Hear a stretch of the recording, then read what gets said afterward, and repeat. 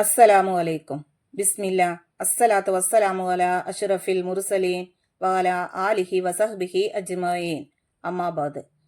ഇന്ന് നമ്മൾ നോക്കാൻ പോകുന്നത് ക്ലാസ് 5 ദുറൂസുൽ ഇസ്ലാം ഫസ്റ്റ് പാർട്ട്.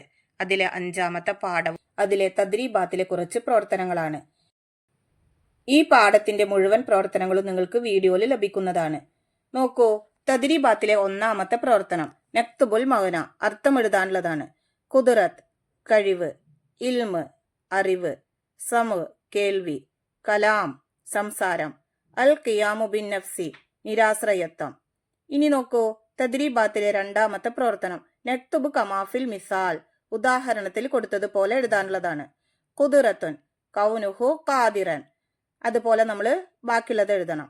അജ്സുൻ കൗനുഹു ആജിസൻ, ഇറാദത്തുൻ കൗനുഹു മുരീദൻ, കറാഹത്തുൻ കൗനുഹു കാരിഹൻ, ഇൽമുൻ കൗനുഹു ആലിമൻ, ജഹലുൻ കൗനുഹു ജാഹിലൻ, ഹയാത്തുൻ കൗനുഹു ഹയ്യൻ, മൗത്തുൻ കൗനുഹു മയ്യിത്തൻ, സമൂൻ കൗനുഹു സമീയൻ, സമമുൻ കൗനുഹു അസമ്മ, ബസറുൻ കൗനുഹു ബസീറൻ, അമ്മ കൗനുഹു അഅമ, കലാമുൻ കൗനുഹു മുതകല്ലിമൻ, ബക്കമുൻ കൗനുഹു അബുക്കം.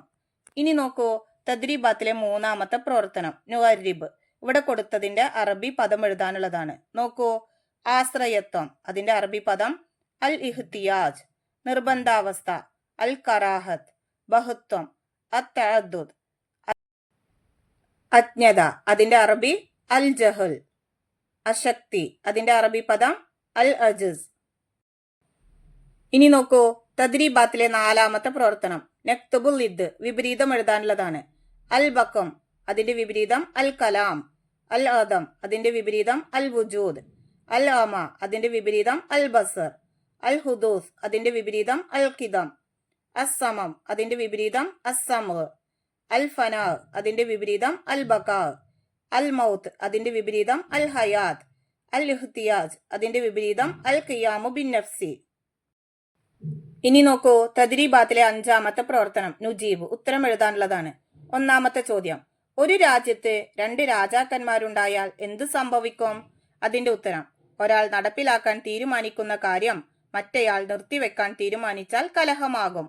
ഇതിലെ ബാക്കി പ്രവർത്തനങ്ങളൊക്കെ നിങ്ങൾക്ക് വീഡിയോയിൽ ലഭിക്കുന്നതാണ് ഇൻഷാ അല്ലാഹ്.